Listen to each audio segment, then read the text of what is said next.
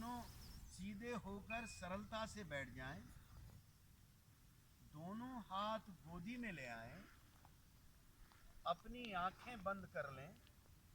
ये परम सौभाग्य की बात है जहां व्यक्ति आज मल्टी सिटीज में, मेट्रो सिटीज में रहते रहते जो प्रकृति के सानिध्य से बहुत दूर हो गया है, आज उसी की प्रभु की अनुकंपा से हमें प्रकृति के मध्य उसके सानिध्य में ध्यान मग्न होकर बैठने का एक अवसर मिला है।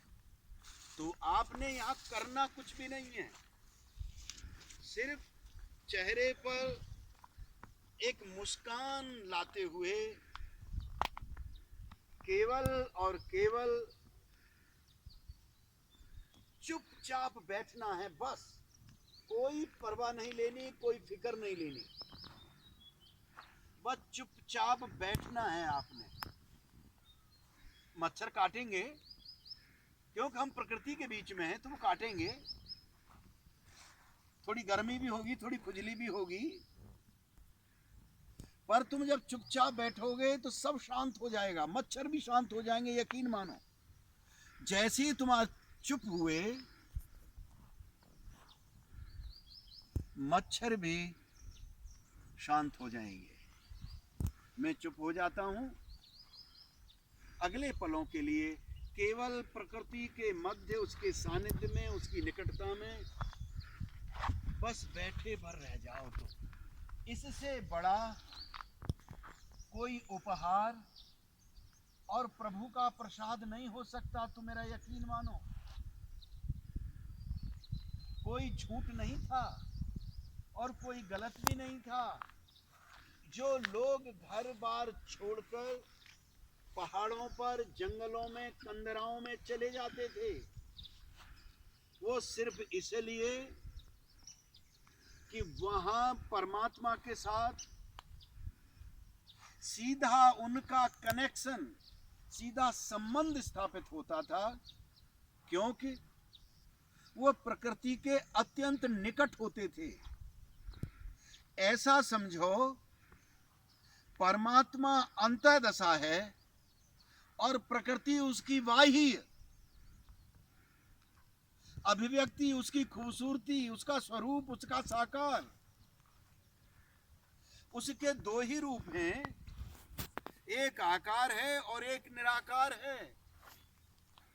इस आकार में उसका ये सारा स्वरूप जो तुम्हारी आंखों के सन्मुख है, तुम्हारे अंतः में है, तुम्हारे चारों ओर है, बस उसके बीच में उसके प्रसाद के लिए आपने बैठे रहना है। इसलिए हमने यहाँ मंदिर स्थापित किए कि हम साकार से निराकार की ओर जा सकें। चारों ओर उसका फैलाव, उसकी खूबसूरती, उसका सौंदर्य, कि उसका बाह्य स्वरूप। और जैसे ही तुम चुपचाप होते हो, अंत में प्रवेश करते हो, तब उसके निराकार स्वरूप में प्रवेश करते हो। अतः इस प्रकार वो दोनों रूपों में है, एक साकार में भी और एक निराकार में भी। जब साकार में जाते हैं तो भक्ति शुरू होती है, प्रेम आता है, करुणा आती है, और जब हम निराकार में आते हैं तो अद्वैत आता है, निर्वाण आता है, मोक्ष आता है, दृष्टा आता है, साक्षी आता है। तो बस अगले कुछ मिनट के लिए आप चुपचाप बैठे रह जाएं, मैं भी आपके साथ मौन हो जाता हूं।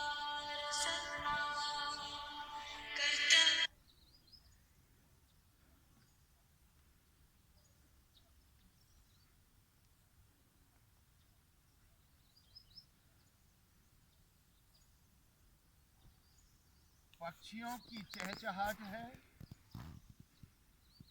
उनका ये मधुर संगीत है, चारों ओर शांत वृक्ष हैं जो बड़ी शांति में स्थिरता के साथ खड़े हुए हैं। चारों ओर हरियाली, बादलों के अपने अपनी स्वरूप,